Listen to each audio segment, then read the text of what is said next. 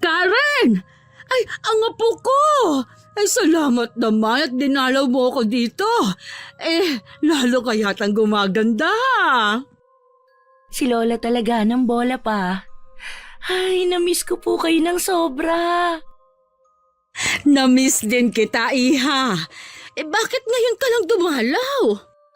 Pasensya na po kayo kung ngayon ko lang kayo dinalaw ulit. Busy lang po ako sa trabaho eh. Ang Itay nga po pala. Maagang umalis. Maghahanap daw siya ng trabaho. Huwag niyo na pong pagtakpan ng Itay. Hindi naman yun marunong magbanat ng buto eh. Kaya nga iniwan siya ng inay. Malay mo, sa mga susunod na araw magbago na ang tatay mo. Hindi ako nawawalan ng pag-asa. Dapat ganun ka din. Matagal na po ako nawala ng pananampalataya na magbabago pa ang Itay. Habang lumilipas kasi ang panahon, palala naman siya ng palala. Hindi naman ako nagkukulang sa pangaral sa kanya. Masyado lang kasing naimpluwensyahan ng Itay mo ng mga barkada niya. Lola, hindi na po teenager ang Itay para ikatuwiran niyo yan. Talaga pong yun na ang ugali niya.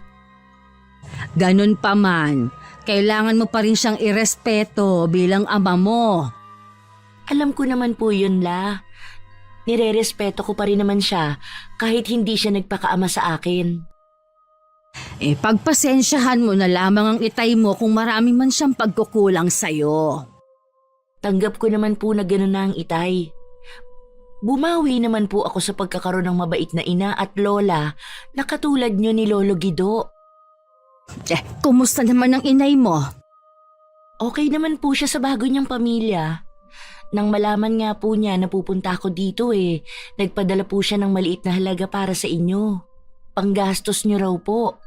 Nagbilin pa siya na wag na daw po kayong maglako ng biko kapag sobrang init at kapag umuulan. Hindi pa rin ako nakakalimutan pala ng nanay mo. Oo naman po. Gusto nga po niya sana kayong dalawin dito. Kaso ayaw daw po niya makita ang Itay. Naiintindihan ko naman siya sa dahilan niya. Puro ba naman pasakit ang ginawa ng tatay mo nung nagsasama pa sila?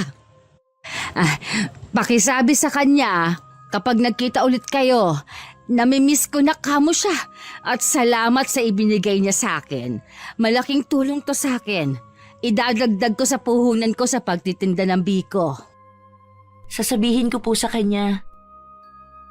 Naku, nauna ang kwentuhan natin bago kita alukin ng merienda.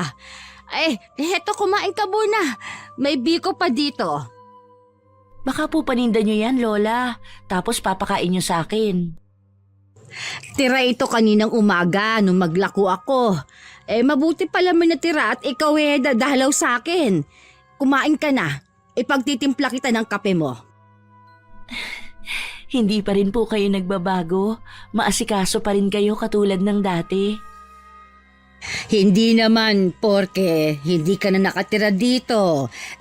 Hindi na kita aasikasuhin. Walang nagbago sa bahay na ito. Sana lang bumalik ka na ulit dito sa bahay natin. Pasensya ka na, Lola, ha? Gusto ko man po hindi pwede. Mapapalayo po kasi ako sa trabaho. Promise, La, dadalasan ko na lang po ang pagdalaw sa inyo. Aasahan ko yan, Apo. Sige na, kumain ka na. Sabayan niyo na po ako para lalo akong ganahan kumain. Pinagbigyan ko pa ang lola na magtagal pa ako sa bahay niya. Nangako ko sa kanya na babalik sa 1 linggo.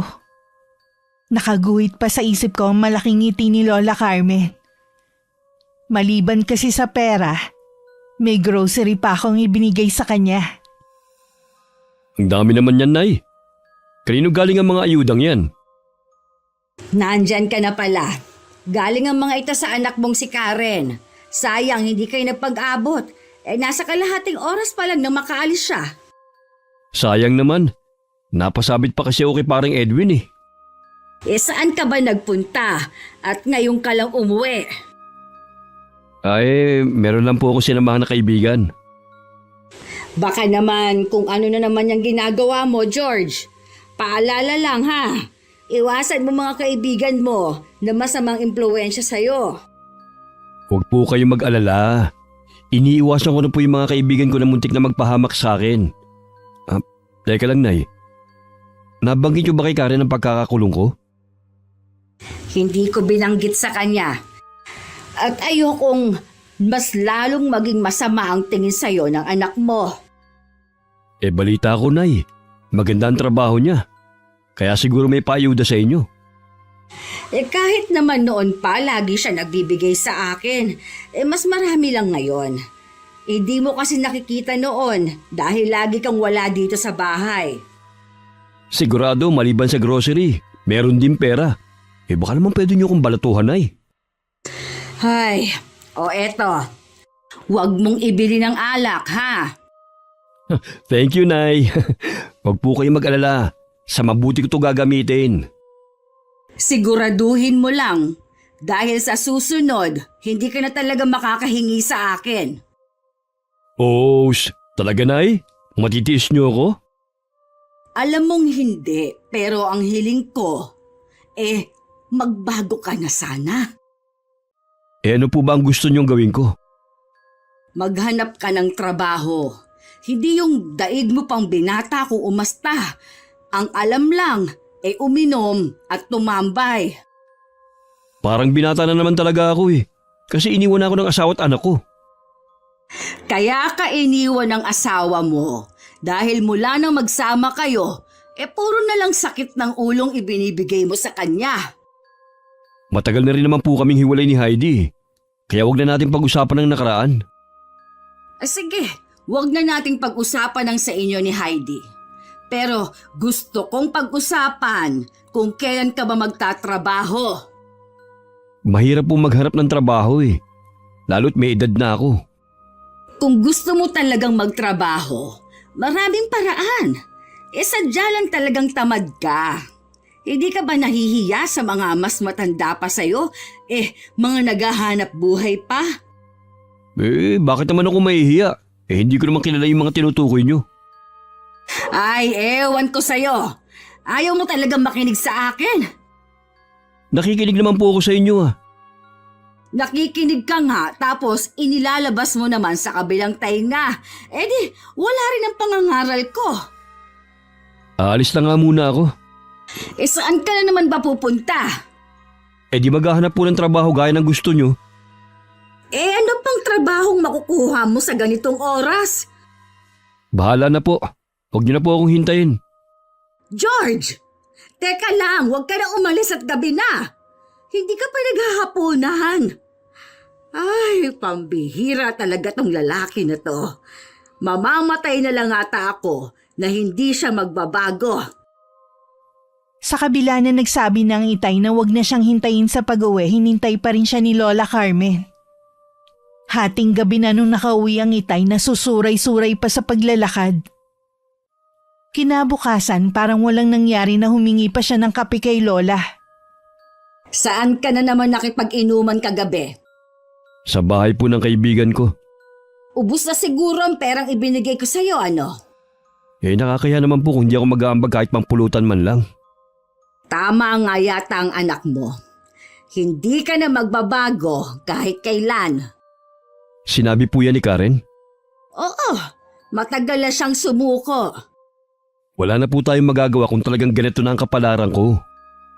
Tayo ang gumagawa ng sarili nating kapalaran. Kung gusto mo talagang mabago ang takbo ng buhay mo, ikaw mismo ang gagawa ng paraan.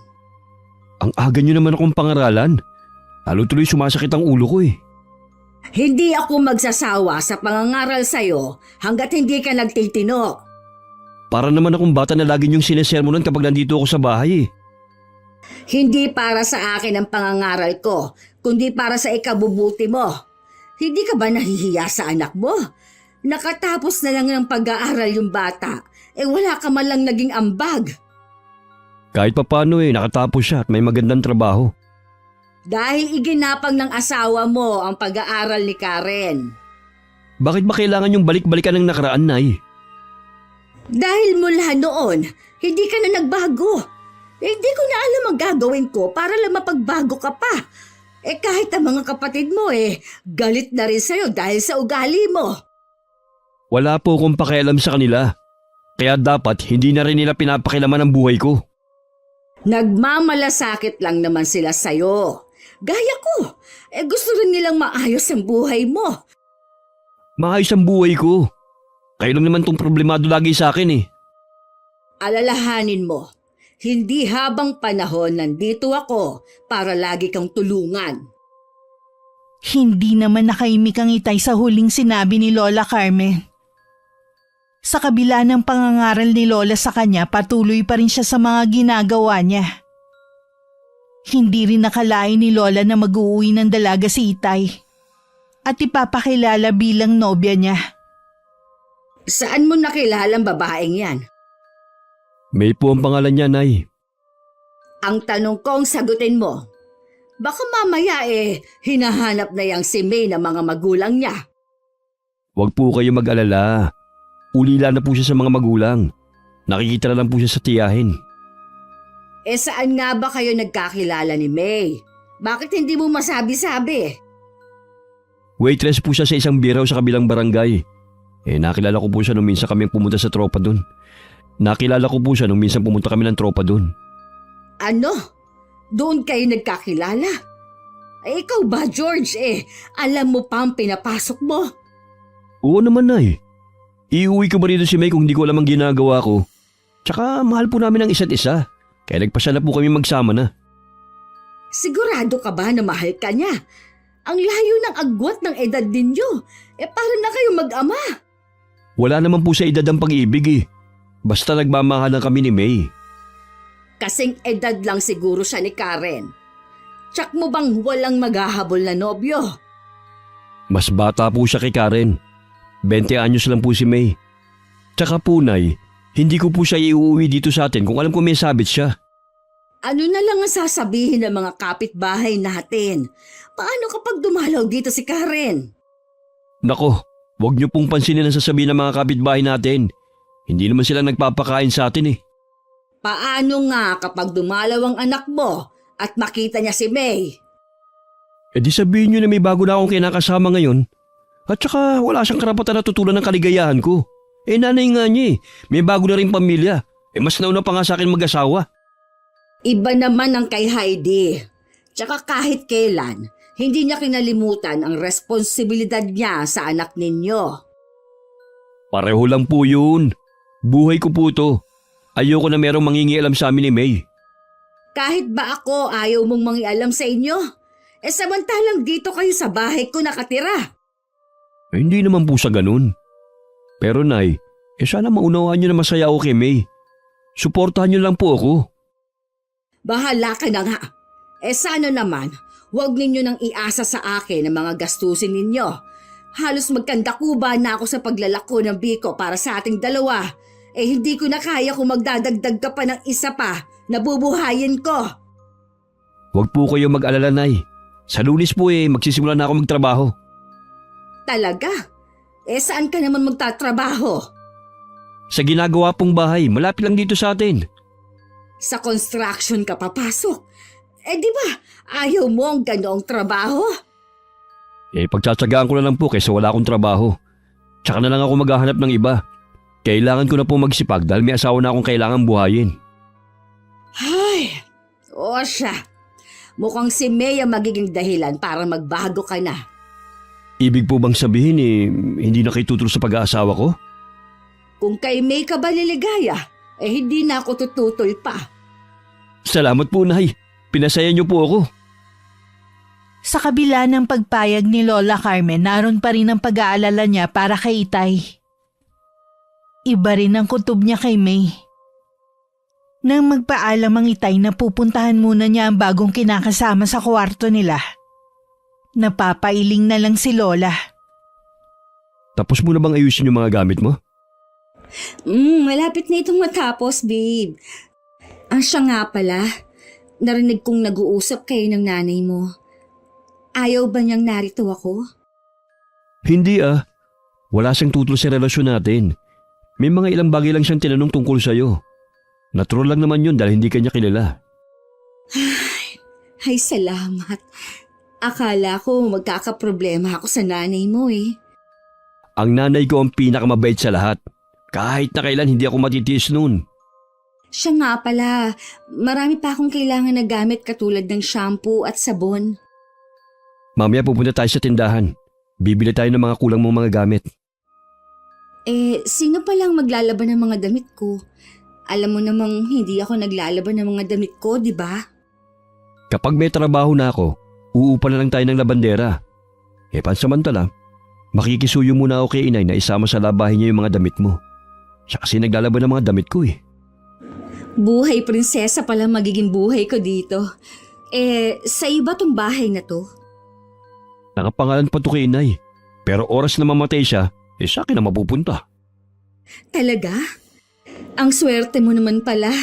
Pati ako swerte rin dahil may bahay na rin ako. Wala bang maghahabol kung sakali? May mga sariling bahay na yung mga kapatid ko. Hindi na nila hahabulin ng bahay na ito kung sakali mang mapunta sa akin. Yung nag-iisa mong anak, sigurado ka bang hindi tayo magkakaproblema sa kanya? Wala ngang pakialam sa akin yun eh.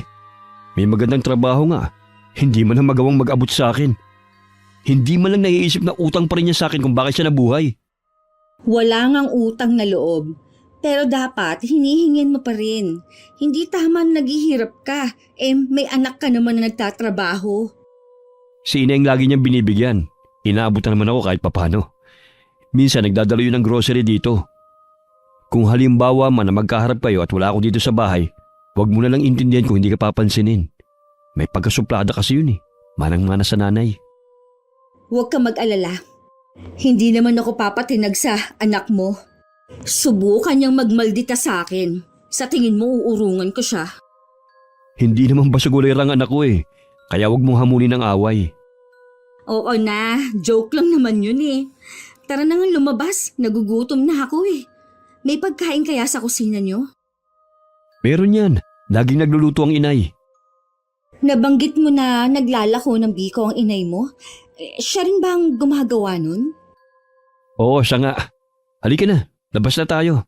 Para makilala mo pa ng lubusan si inay. Makipagkwentuhan ka sa kanya para hindi ka mailang sa kanya. Kasalukuyang nasa sala nun si Lola Carmen nang lumabas ang dalawa sa kwarto nila. Agad namang umiti si May sa lola ko. Tipid ng ngiti naman ang isinukli ni Lola sa kanya at mataman na titig na parang sinusuri ang dalaga. Nay, meron po bang pagkain sa kusina? Oo, kaya lang baka hindi na kasyang kanin. Hindi ko naman kasi alam na may kasama kang uuwi ngayon. Kung ganun, magsasaing pala muna ako. Baka mabiting kami.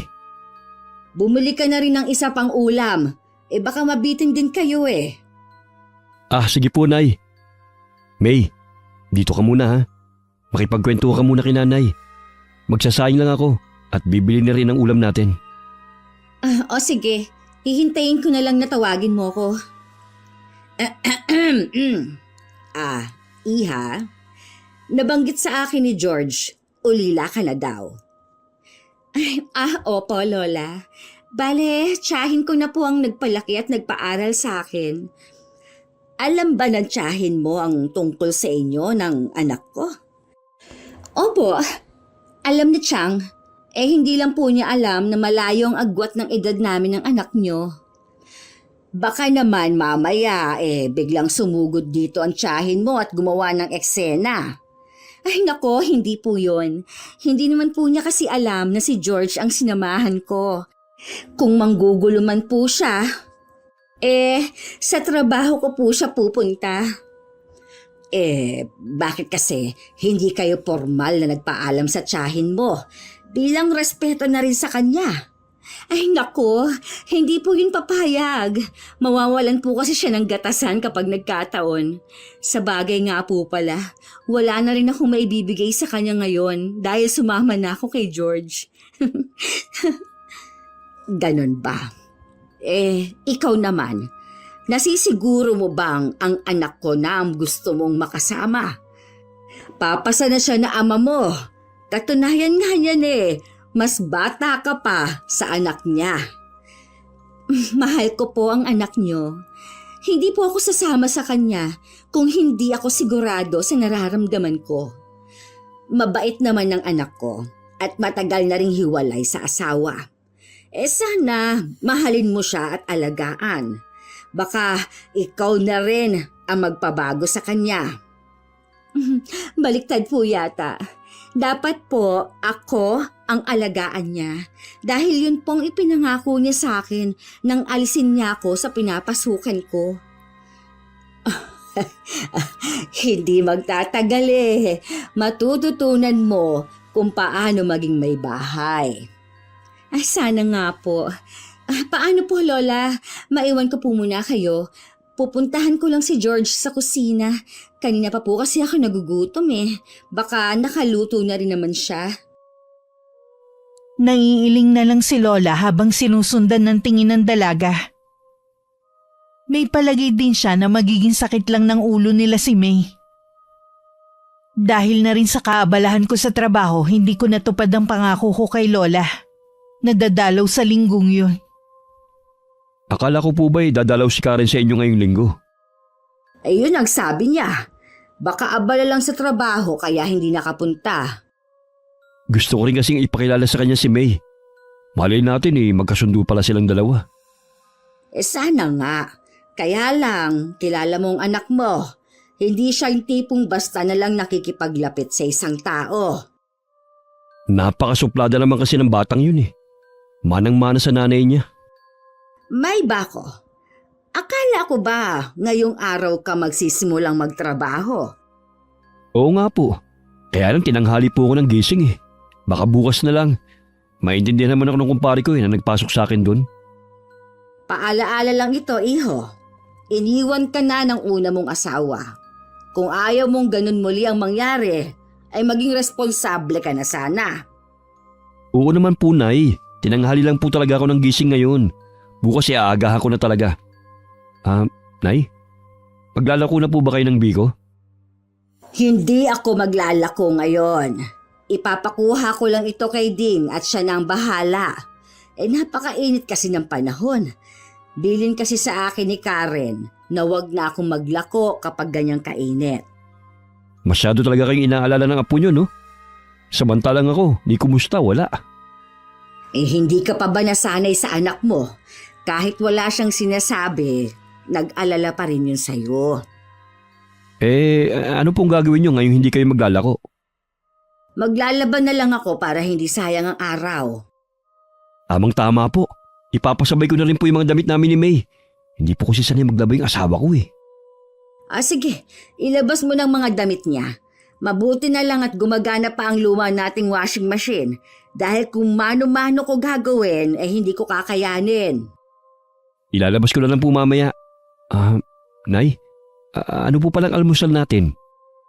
Nagprito ako ng tuyo at talong. Kumain na lang kayo dyan. Nako, hindi ko makain ng tuyo si May eh. Baka may pera kayo dyan, Nay. Itong 50. Ibili mo ng ulam na gusto niya.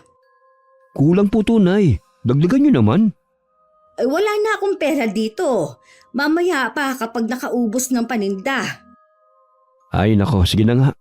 Pero Nay, mamaya kailangan masarap ang ulam ha. Medyo maselan po kasi si May sa ulam eh. Ganun naman pala eh.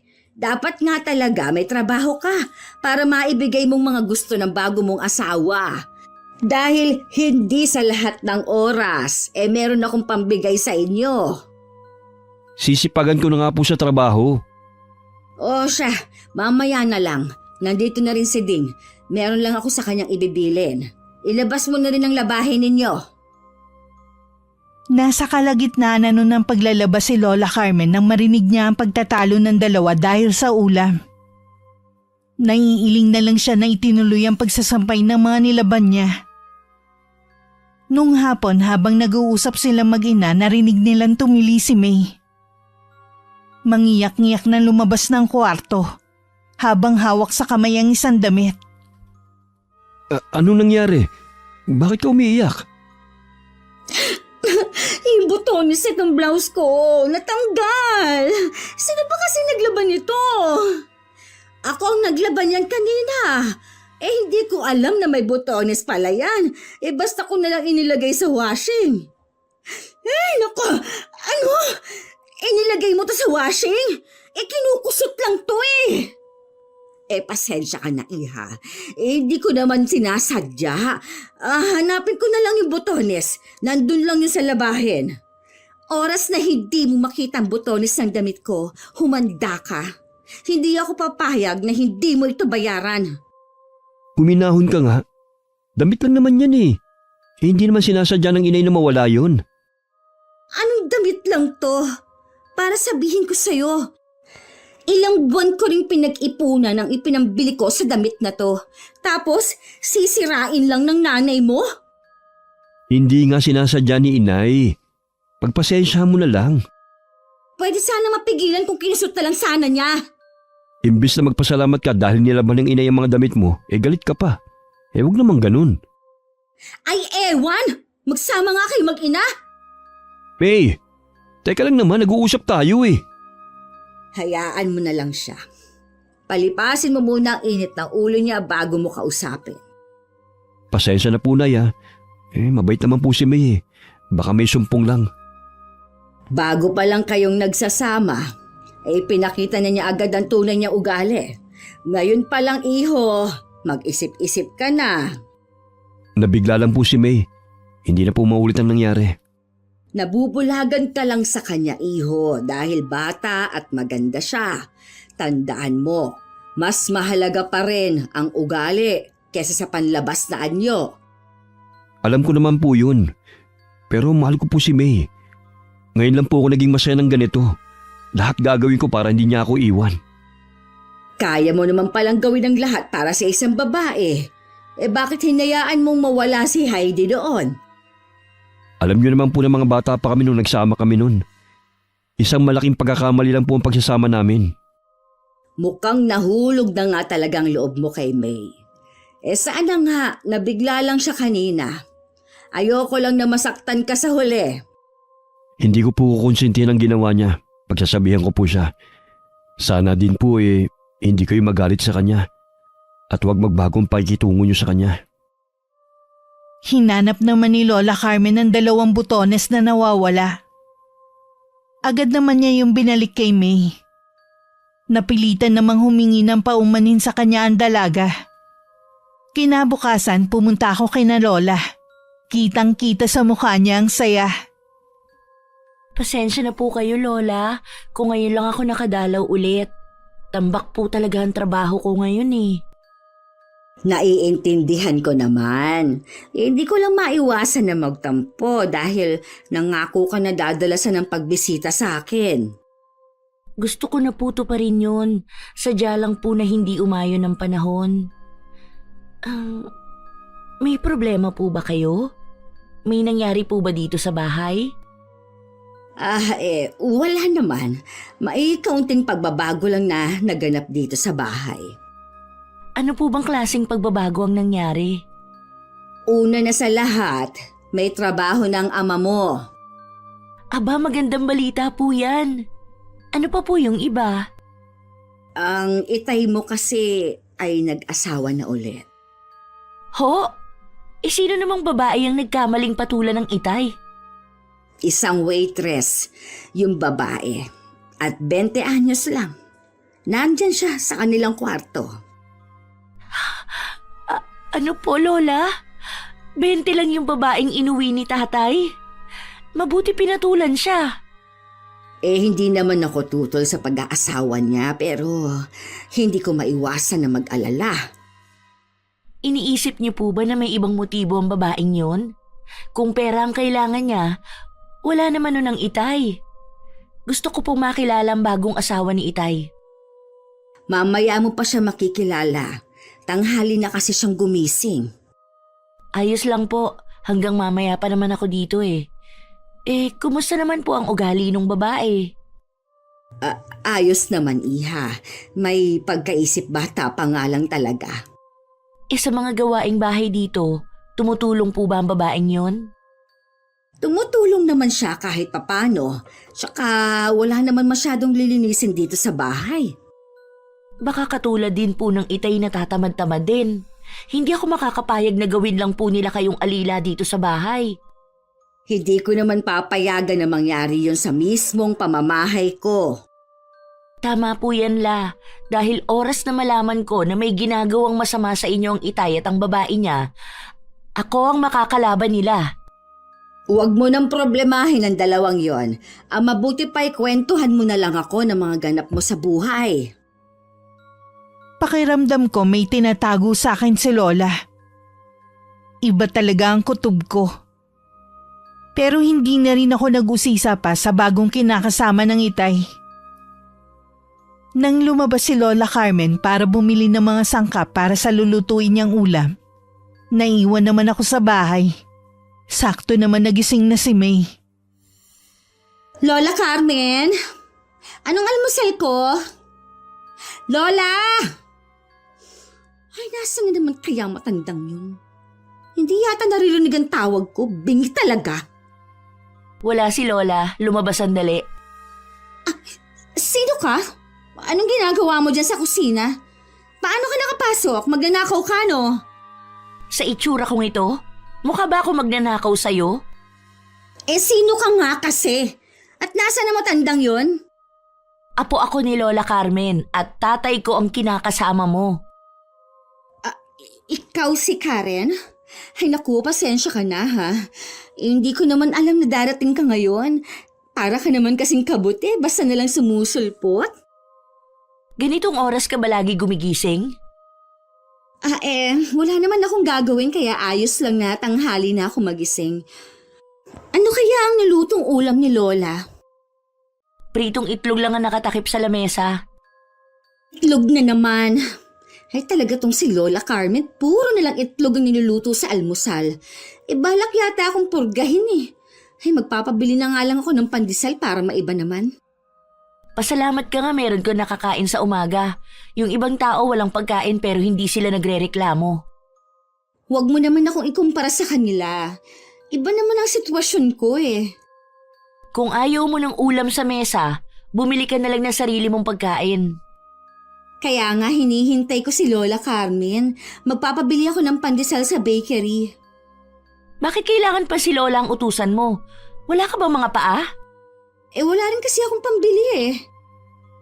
Ibang klase ka rin, no? Wala ka nang ang pera, Lola ko pa ang uutusan mo. Heto ang pera, ikaw ang bumili ng pandesal mo.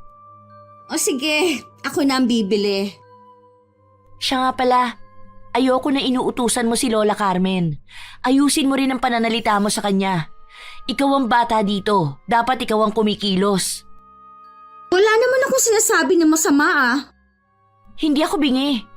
Sige na, bumili ka na ng pandesal mo. Baka maubusan ka pa.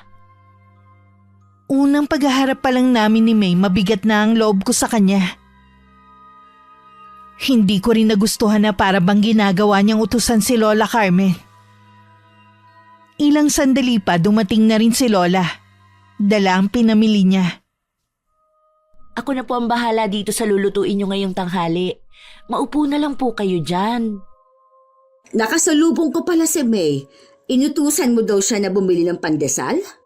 Opo, gusto daw niya kasi ng pandesal ang almusal. Aba, hihintayin pa kayo para utusan? Sabi ko, siya ang bumili. Baka kasi magsumbong siya sa tatay mo. Ayaw niya kasi na lumalabas ng bahay ang kinakasama niya. Magsumbong siya kung gusto niya. Samahan ko pa siya. Mukhang nainit ang dugo mo kay May. Sino po bang hindi iinit ang ulo sa babaeng yun? Napakaarte at halatang tamad naman. Maliit na bagay gusto pang iasa sa inyo. Ulila na kasi sa mga magulang. Kaya siguro hindi naturuan ang tamang asal. Nasa ibang bahay po siya. Hindi pwede na umasta siya na prinsesa dito. Ang tatay mo kasi ang nagsama sa kanya dito. Ipaubayan na lang natin sa kanya kung anong dapat matutunan ng asawa niya. Ano po ang ituturo ng Itay Isa rin siyang tamad na umaasa lang din sa inyo. Ayoko na magkaroon kayo ng problema ng ama mo. Kaya kung ano man ang napupuna mo kay May, huwag mo na lang pansinin pa. Wala naman akong pakialam sa kanya. Sa inyo po ako nag-aalala. Baka mamaya hindi lang kayo nagsasabi eh. Inaalila na pala kayo ng babaeng yun. Ako na ang nagsasabi sa iyo, Apo. Hindi ako inaalila dito. Huwag kang mag-alala sa akin.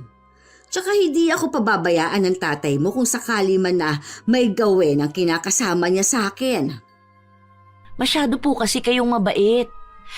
Kaya minsan inaabuso na kayo eh. Binabaliwala nyo lang lagi.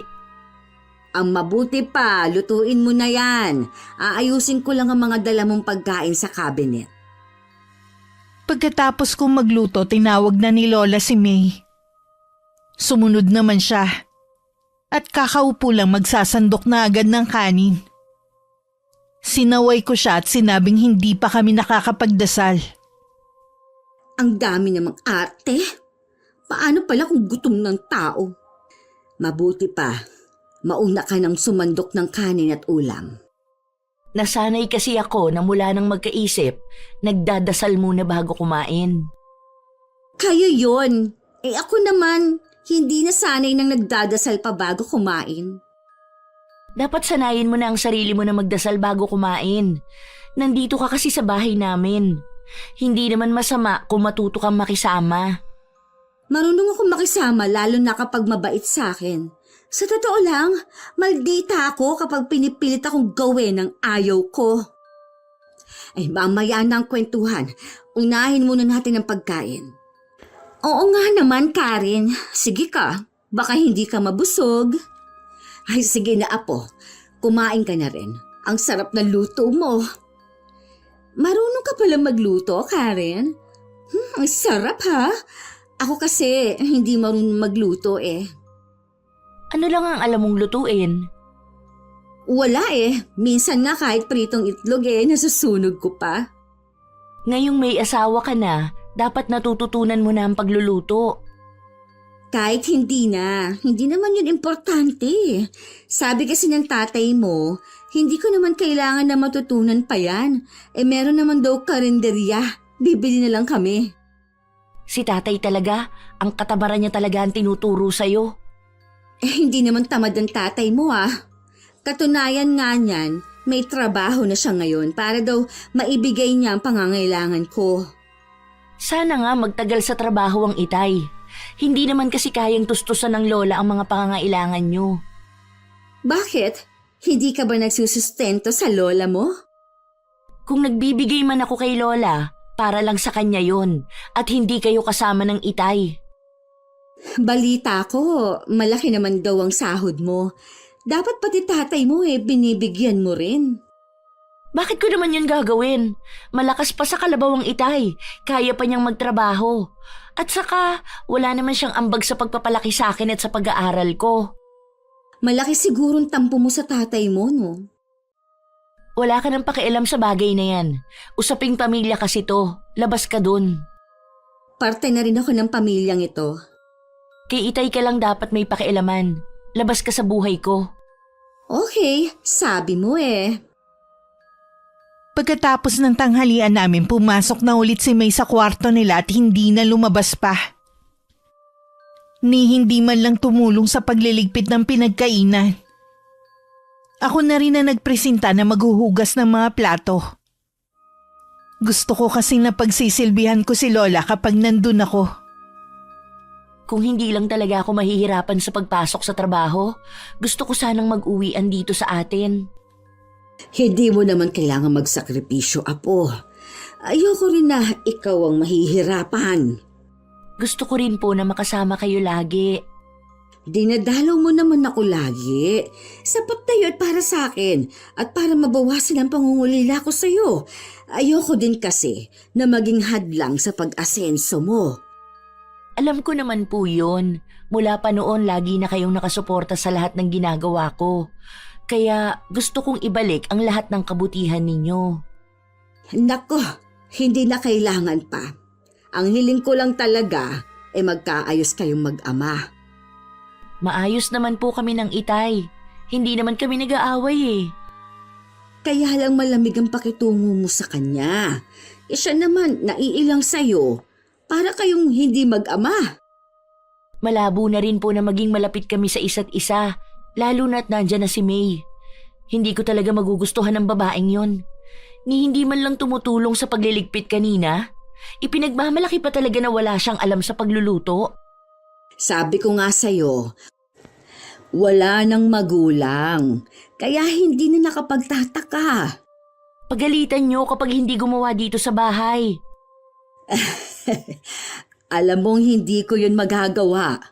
Tanging ang tatay mo lang ang may karapatan dahil siya ang asawa. Kung tutuusin kabit lang siya ng itay dahil hindi sila kasal. Nandun na tayo, pero asawa na ang turing sa kanya ng tatay mo. Huwag na nga po natin silang pag-usapan. Aalis na rin po ako maya-maya. Pipilitin ko pong makabalik sa susunod na linggo. Gusto ko lagi ko po kayong nabibisita dito, lalo't meron na kayong ibang kasama. Lingid kay Lola Carmen bago ko umalis, kinausap ko muna ang kapitbahay naming binatilyong si Ding. Nakiusap ako sa kanya. Natingnan ang kalagayan ng lola ko at ako na ang bahala sa baon niya sa eskwelahan.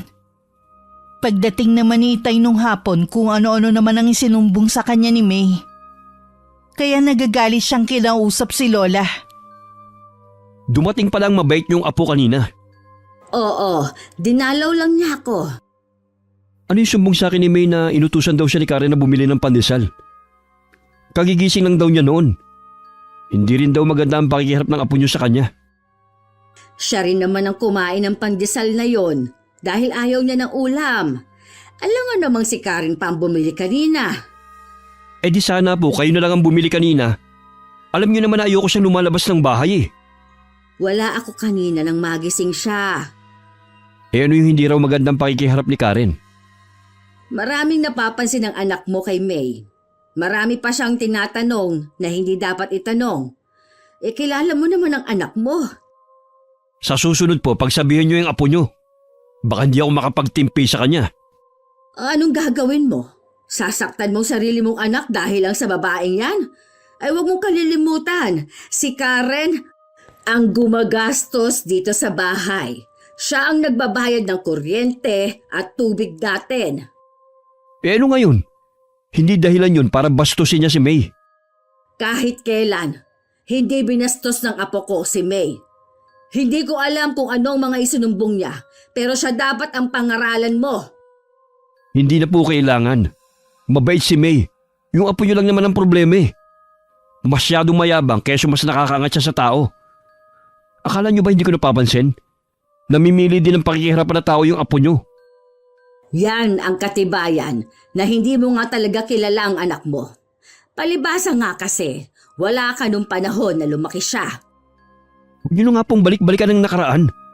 Ang mahalaga lang po sa akin ang relasyon namin ni May. Hindi ko kayo mapapatawad ng apo niyo. Oras na iwan ako ni May nang dahil sa inyo. Kung sakali man naiwan ka niya, ibig lang sabihin nun, hindi ka talaga mahal ng babaeng yan.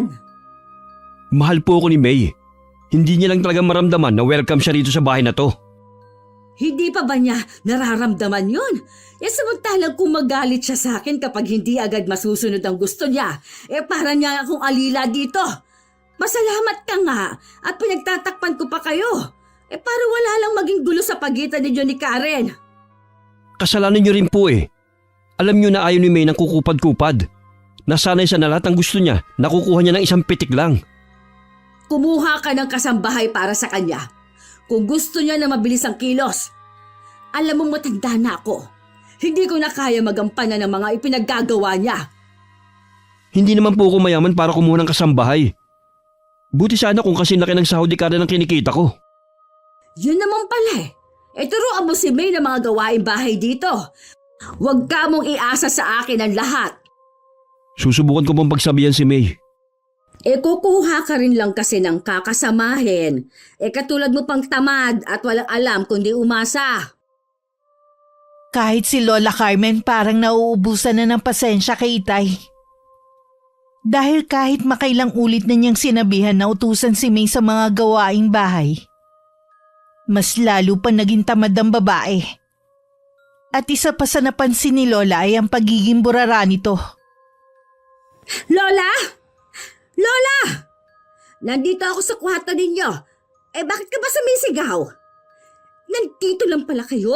Kanina ko pa kayo hinahanap Nililinis ko itong kwarto ninyo at pinamamahayan na kayo ng ipis dahil sa dami ng kalat. Baka sa susunod may makita na akong daga dito. Inutos ko na po yan kay George, ang paglilinis ng kwarto namin. Hanggang ngayon hindi pa rin niya ginagawa.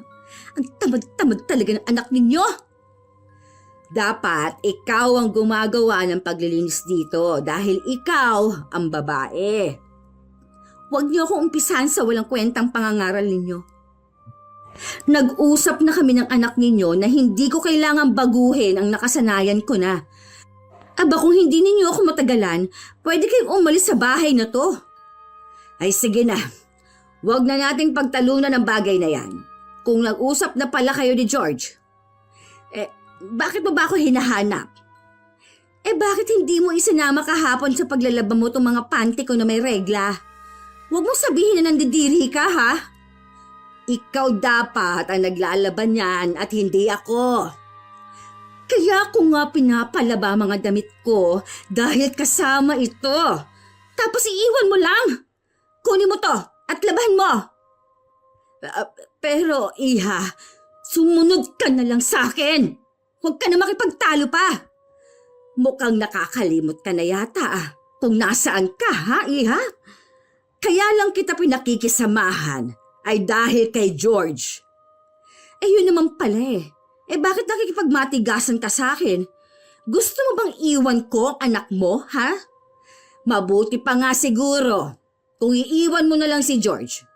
Hindi mo naman talaga mahal ang anak ko Paano ko naman mamahalin ang anak mo kung napakatamad naman at walang pangarap sa buhay? Kontento na sa kakarampot na sweldo. Wala naman kayong pinagkaiba ng anak ko. Kaya siguro kayo nagkasundo. Mamaya ako na lang itutuloy ang paglilinis sa kwarto ninyo. Uunahin ko muna ang paglalabas sa mga to. Matinding pagpipigil sa sarili ang ginawa ni Lola Carmen. Minabuti na lamang niya na tumalikod na lang. Sa maraming pagkakataon nagtitimpi na lang siya sa lahat ng ginagawa ng babae. Gusto sana niya magsumbong sa akin. Pero inaalala pa rin niya ang itay na kahit kailan walang pagpapahalaga sa kanya. Nay, ano na naman tong sumbong ni May sa akin ha? Talaga bang hindi nyo na siya tatratuhin ng tama? Ano pa bang trato ang gusto mong gawin sa kanya? Ultimo panty na pinagreglahan niya. Ako ang naglalaba. Ultimo pambili ng soft drink sa tindahan. Inuutos pa niya sa akin. Ano pa ba ang kulang? Para yan lang nagrereklamo na kayo? Sinabi ko naman sa inyo hindi nga maalam sa ganyan si May. Kung lagi mong ipagtatanggol ang babae niyan, ipaalam ko na kay Karen ang nangyayari sa bahay na to.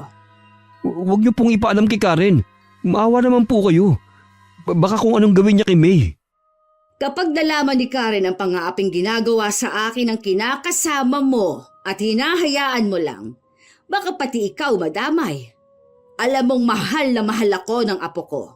Matinding pagpipigil lang talaga ang ginagawa ko para hindi magsumbong. Sasabihan ko po si May na siya na lang maglaban ng mga damit niya. Wala sanang problema kahit akuin ko mga gawain dito sa bahay. Ang nagpapabigat lang sa aking kalooban ay ang pagsasalita niya ng masasakit sa akin. Ganun lang po si May. Kahit nga sa akin grabe magsalita Lagi pa niya akong pinagbabanta na iiwan. Hindi naman niya magawa. Kailangan ko na rin sigurong sumuko na wala nang pagbabago sa'yo. May trabaho nga ako Hindi pa ba pagbabago to? Kulang pa nga sa babaeng yon ang sinasahod mo. Hindi naman na kayo mahiya na humihingi pa rin kayo sa akin. Wala na nga kayong ginagastos dito sa bahay. Huwag niyo na po akong sumbatan. Anak niyo naman ako hindi naman siguro masama na gastusan niyo rin ako.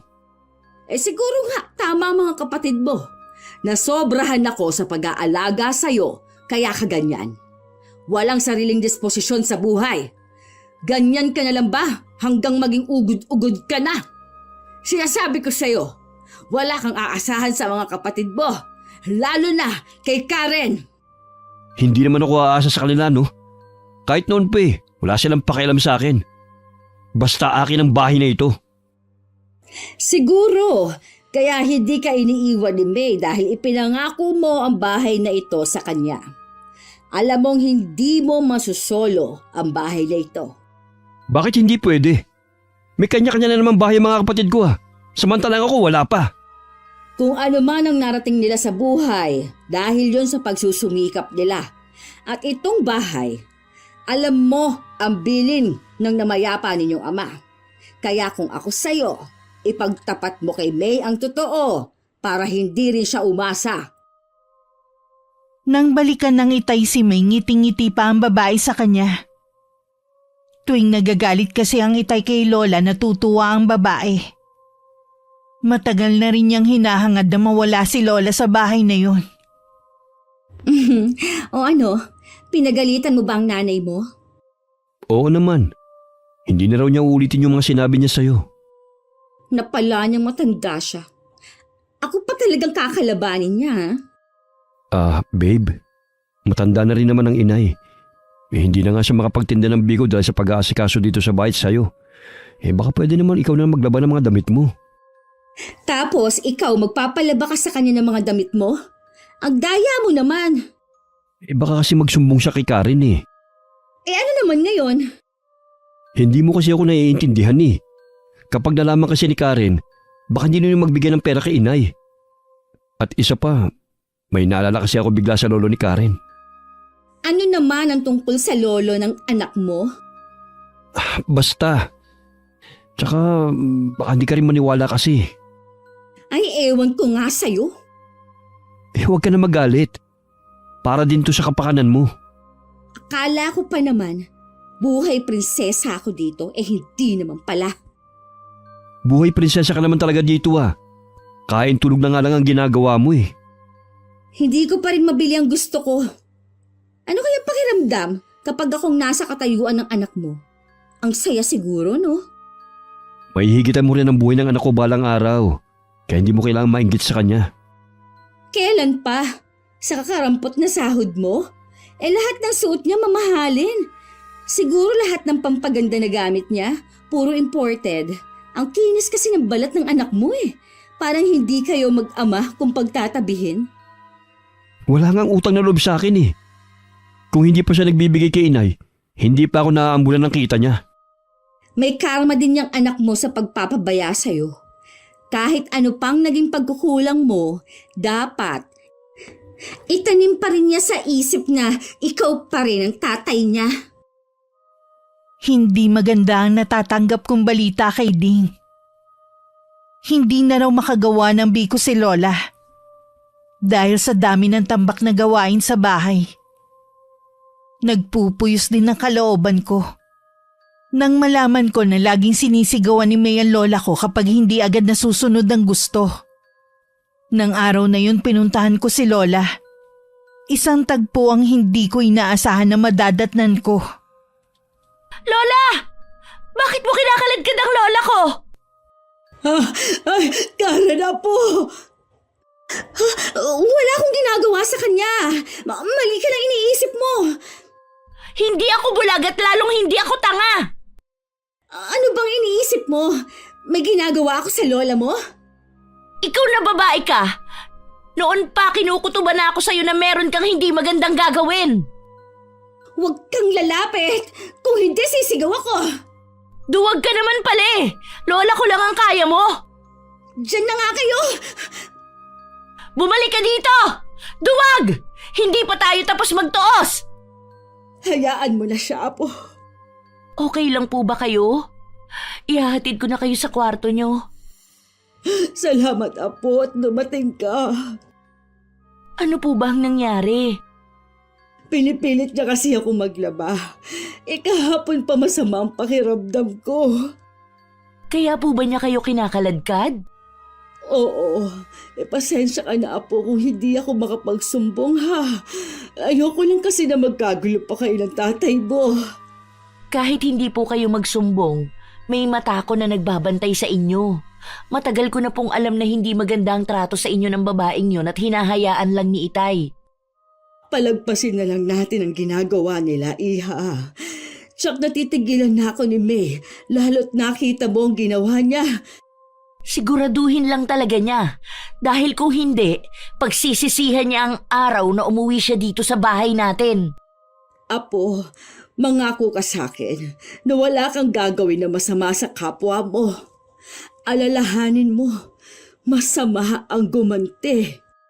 Pasensya na po kayo, La. Sa pagkakataon pong ito, ayoko mangako. Kinakitaan ko naman ng matinding pag-aalala si Lola Carmen. Pero hindi ko nalang pinansin yun. Hinintay ko rin na makauwi ang itay galing trabaho para makipag-usap. Nasaan si May? Hindi na lumabas sa sobrang takot yata. Ano ba ang ginawa mo sa kanya? Wala pa akong ginagawa sa kanya. Pero oras na lumabas siya sa kwarto na yan, baka makalbo ko siya. Kulang pa yun sa ginagawa niya sa lola ko. At ikaw naman, hinahayaan mo lang na gawing alila at sigaw-sigawan si lola. Hindi ko lamang sinasabi mo. Buong maghapon ako nasa trabaho.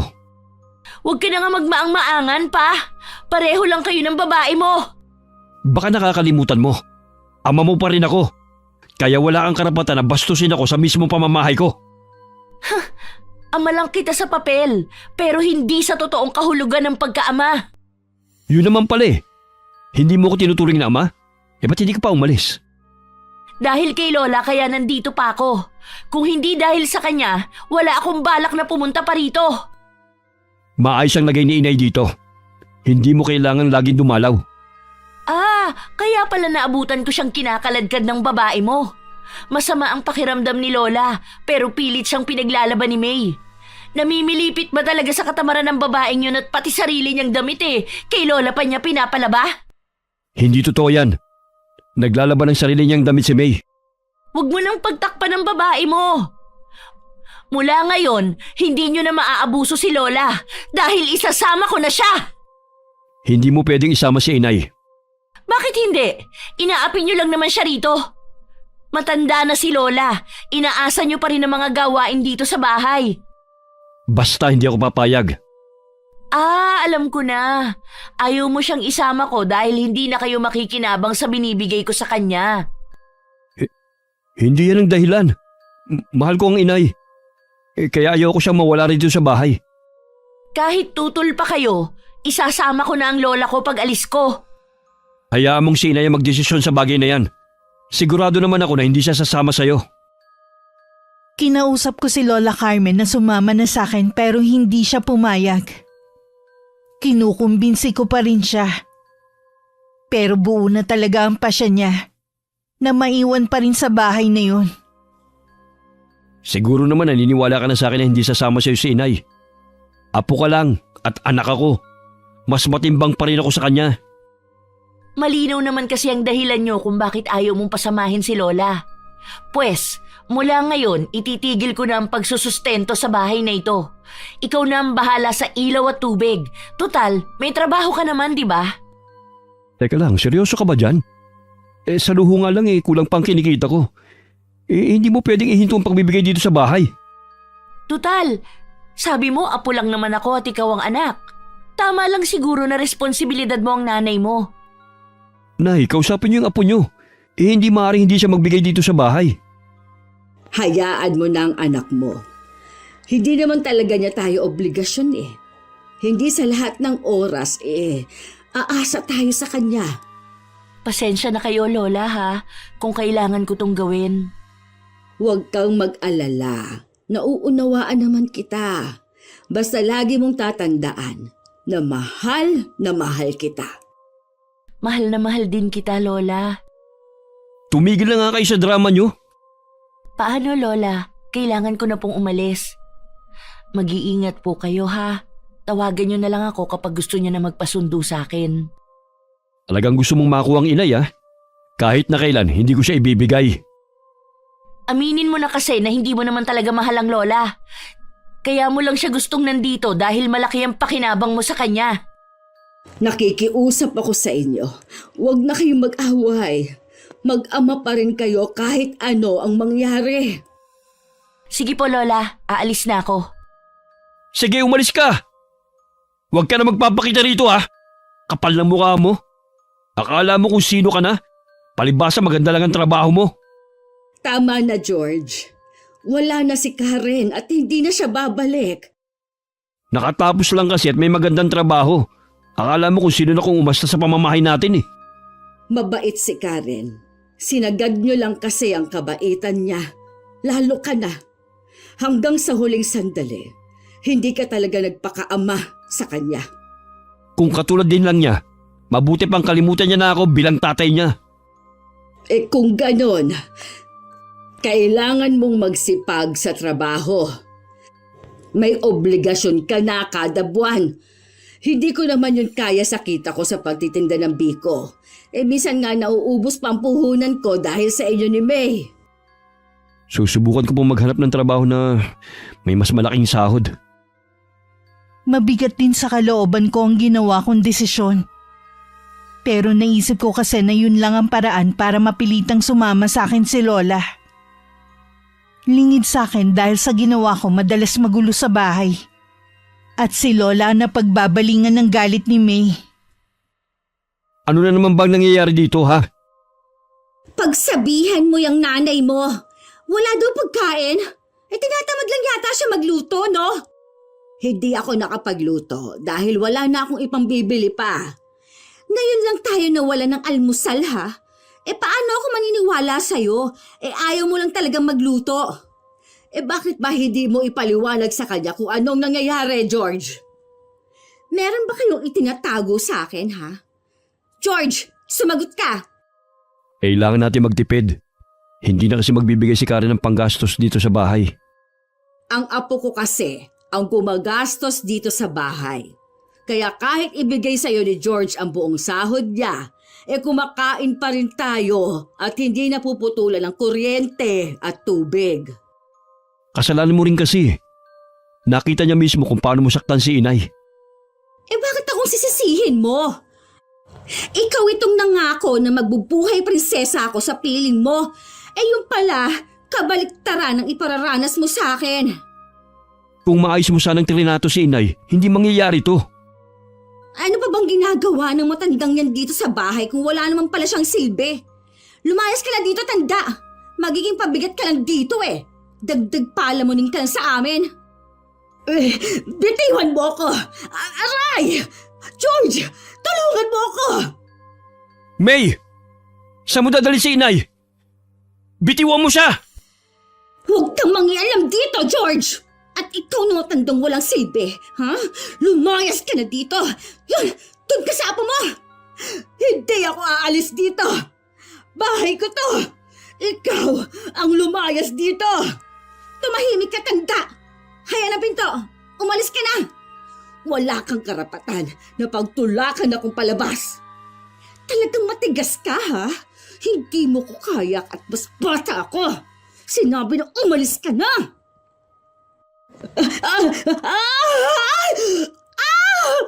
George! Inay! Lola?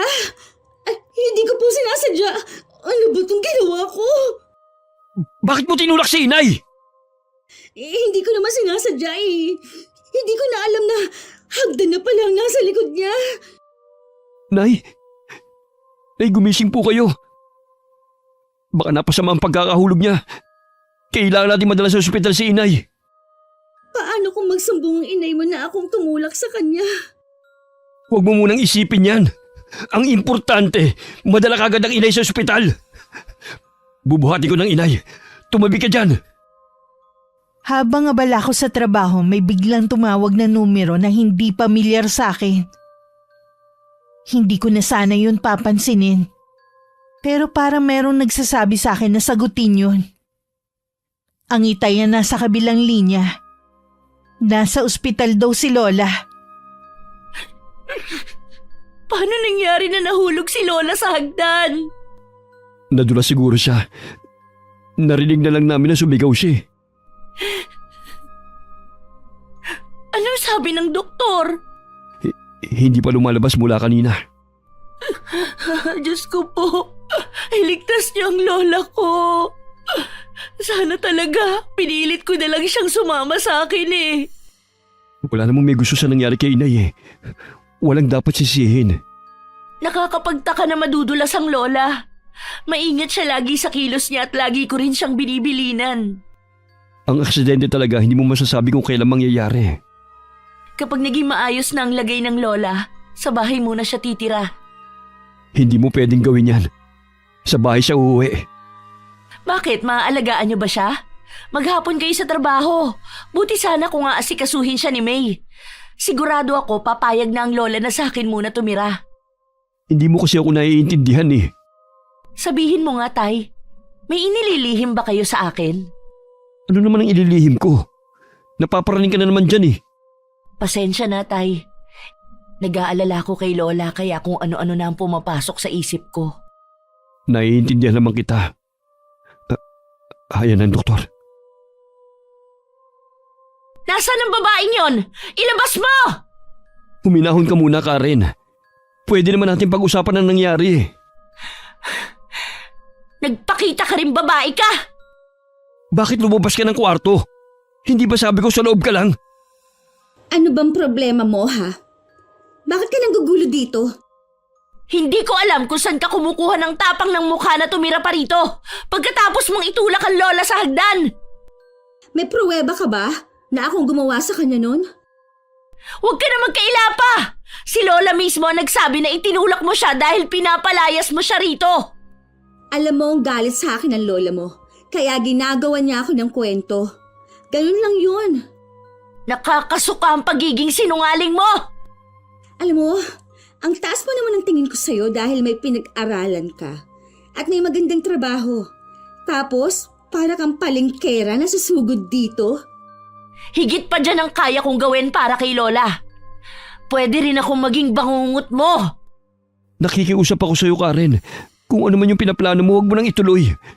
Nagmamakaawa ako sa'yo. Huli na para sa pagmamakaawa. Magbabayad ng mahal ang babaeng yan. Humingi ka na lang kasi ng kapatawaran sa nagawa mo. Bakit ko naman gagawin yon? Wala akong kasalanan. Sayang, ang bata mo pa naman at maganda. Pasmado nga lang lagi ang bibig mo. Ano ngayon? Kesa naman sa'yo na mukhang sosyal nga, tinatago mo naman ang pagiging palengkera mo. Tama na, May. Lalo mo lang pinapalala ang sitwasyon eh. Mabuti pang umalis ka na dito. Huwag ka nang babalik at huwag mo na rin iuuwi dito ang matandang yon. Iyong-iyo na siya. Pasensya ka na iya sa inaasal ni May. Ako na lang humihingi ng kapatawaran sa ginawa niya. Kanina ka pa, ha? Bakit ba kinakampi ang babaeng yan kesa sa akin, ha? Aalis na ako. Magsaya ka na habang may pagkakataon ka pa. Che! Umalis ka na sabi! Baka gusto mong kalad-karinding kita palabas dito. Bago ko tumalikod, sinulyapan ko muna sila. Takot ang nababanaag ko kay Itay. At nanlilibak naman kay May. May nakapaskil pang ngiti sa kanyang mga labi. Hindi mo dapat ginalit si Karen kanina. Hindi ko alam kung kaya pa kitang iligtas. Hindi naman ako natatakot na ipakulong niya, no? Maliban sa wala naman siyang katibayan na akong tumulak sa lola niya. Meron naman akong kakilala na pwedeng lapitan. Wala siyang balak na sampahan ka ng kaso. Wala naman pala eh. Bakit takot na takot ka pa rin? Hindi papayag si Karen na hindi makaganti sa'yo. Narinig mo naman ang sinabi niya kanina. Ano nga ang gagawin niya sa akin? Isang mambabarang ang lolo niya, nabiyanan ko. Sigurado na lalapit si Karen sa kanya. Ano? Bakit ngayon mo lang sinabi? Binalaan na kita dati na maging mabait ka kay inay. Pero hindi ka nakinig. Ipinakita mo pa talaga kay Karen ang pagiging maldita mo. Samahan mo ako kay Karen. Hihingi ako sa kanya ng kapatawaran sa mga nagawa ko. Hindi ko alam kung saan siya nakatira. Tanging si inay lang ang nakakaalam. George, ayoko mabarang. Nakikiusap ako sa'yo, tulungan mo ko. Masyado ka kasing mayabang eh. Ayaw mong lunukin ang pride mo. Pwede ka naman magkunwari nagsisisi ka sa harapan ng anak ko eh. Pero hindi mo ginawa. Hindi mo naman kasi kaagad sinabi eh. Kasalanan mong lahat ng to. Bala ko sanang sabihin sa'yo. Kaya lang biglangan dumating si Karen. Hindi ka pa nakinig na huwag kang lalabas ng kwarto.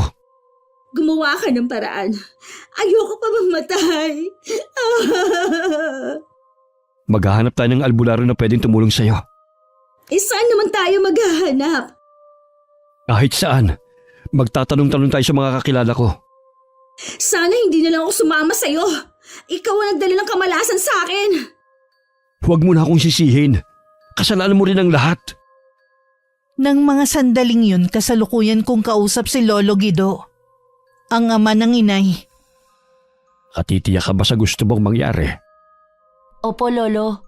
Gusto ko ring maghirap ang babaeng yon gaya ni Lola Carmen. Kumusta na pala si Carmen? Nakalabas na ba siya ng ospital? Ilang araw na po siya sa ospital. Kailangan pa po siyang obserbahan ng mga doktor.